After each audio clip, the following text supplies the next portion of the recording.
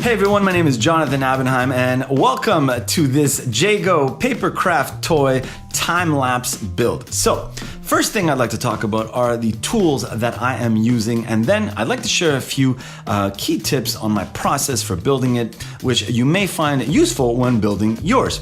Now, for those wondering, Jaego stands in at 11 inches tall, and building time will take you approximately 5 to 10 hours depending on your skill level. All right, let's start with the tools in no particular order. First up is a cutting mat, because let's face it, you do not want to ruin the surface of your desk or table, so a cutting mat will come in very handy. Next up, a precision knife number 11 or an X-Acto will do the job. I'm also using a simple acrylic ruler to make cutting a little easier, especially on big straight lines. Now, if yours is metal, that's even better, but it is not necessary. Glue is next on the list, and I got my handy rubber cement glue, the 946 ml jar, which I covered in an old school Grand Theft Auto 3 sticker, which I had laying around, and I also thought it was a lot cooler, so if you're wondering what that GTA 3 bottle was, now you know. Next up, I got two handy palette knives. Palette knife number 43 is my main tool of choice when applying the glue to the surface of the paper.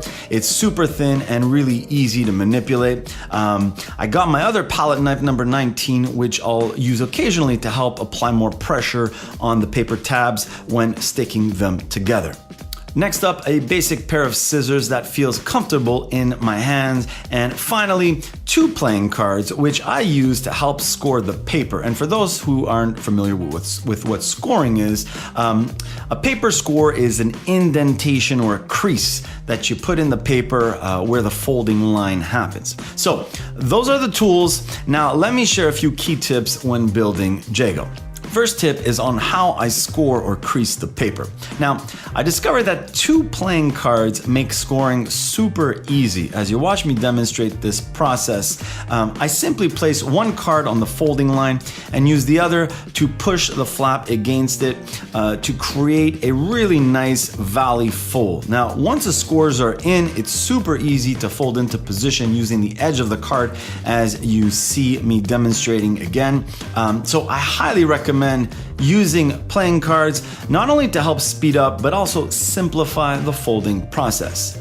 Now, putting all the pieces together is super simple. Using the overview image as your guide, you simply apply some glue to the surface and stick them together.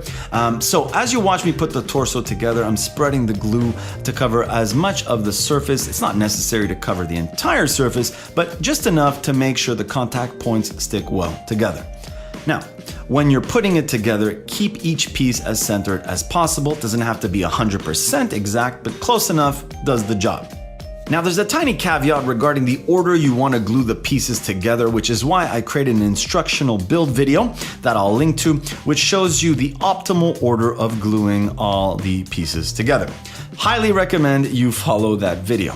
Now, the most important takeaway from that video is that you make sure you put the belt onto the hips before sticking parts together. Finally, when it comes to the belt, and the same applies to the bandana, you'll want to make sure that you cut tiny slits in each corner as you watch me do here, and gently squeeze the flaps together, which will make it much easier to slide into position.